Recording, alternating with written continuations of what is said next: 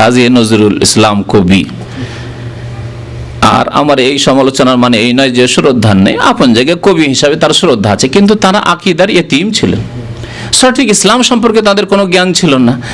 তার একটি গীতি, নজরুল গীতি বলে একটি গীতির বই আছে, অনেক কাল আগে পড়েছিলাম। মসজিদের পাশে আমার কবর দিও ভাই, মুয়াজ্জিনের আজান যেন আমি শুনতে পাই, মুয়াজ্জিনের আজান যেন আমি শুনতে পাই। প্রথম কথা, মুয়াজ্জিন আজান তুমি শুনবে কি করে, কোথায় আছে কথা?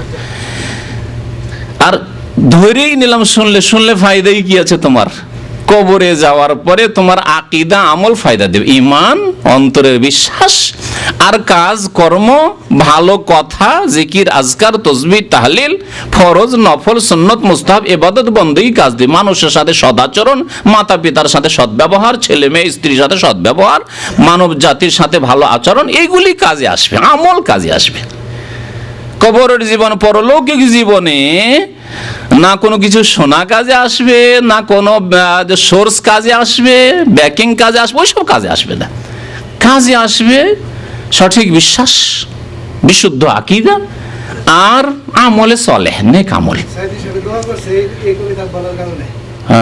দোয়া করেছে আল্লাহ পাক হিদায়াত করে যাদের আকীদার ইতিম, ও আর এক আকীদার। তো যাই হোক, কি বলছিলাম, তারপরে অন্যদিকে চলেছে, প্রশ্নগুলি একটু পরেই করি বা এগুলি আর কি নোট। কি বলছিলাম, কবরবাসী আজান শুনবে, এইসব ভ্রান্ত আকীদা। আমি দীর্ঘদিন আগে, মদিনা আসার আগে এক মাদ্রাসার শিক্ষক ছিলাম, তোর পাশে এক মন্ত্রীর বাড়ি, মুসলিম মন্ত্রী, আমাদের পশ্চিমবঙ্গের, আমাদের এলাকা থেকে জিতর খুব প্রভাবশালী মন্ত্রী, একজন গোটা ভারতের রেল মন্ত্রী থেকেছে, অনেকে জানেন। হ্যাঁ, এ গনি খান চৌধুরী, মানে আবুল বরকাত আতাউর রহমান গনি খান চৌধুরী, এত বড় নাম, বাঙালি নাম, সত্যি বাঙালি নাম। তো এই চৌধুরী সাহেবের বাড়ি প্রায় তো উনি থাকতেন না, কিন্তু অন্য হারেসরা থাকতো, সিকিউরিটি থাকতো। পাশে একটি মসজিদ আছে, ওই মসজিদের বারান্দায় পাশে ওর বাবার আবুল হায়াত চৌধুরীর কবর দিয়েছে। মসজিদের মুয়াজ্জিন হচ্ছে বেরেলভি, কবর পূজারী। একদিন মসজিদের মুয়াজ্জিনের সাথে ঘুরতে ফিরতে গিয়েছি, ওখানে দেখা সাক্ষাৎ, গল্প স্বল্প হইল।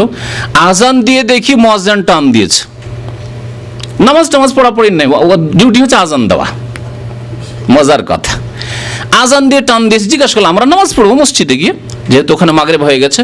মুয়াজ্জিন সাহেবকে জিজ্ঞাসা, মসজিদের বাইরে চলে যাচ্ছে। মুয়াজ্জিন সাহেব, কোথায় যাচ্ছেন? বলছে, আমার ডিউটি হচ্ছে আজান দেওয়া, আমার ডিউটি হচ্ছে আজান দেওয়া। কারণ মন্ত্রী সাহেব বলেছেন, মন্ত্রী সাহেব সেদিন বাড়িতে ছিলেন, মন্ত্রী সাহেব বলেছেন, প্রভাবশালী মন্ত্রী, এবং মুসলিম জাতির অনেক ফায়দা, অনেক মুসলিম তার মাধ্যমে চাকরি পেয়েছে, রেলে, বিভিন্ন ডিপার্টমেন্টে, তার আগে বিদ্যুতে ছিলেন তিনি।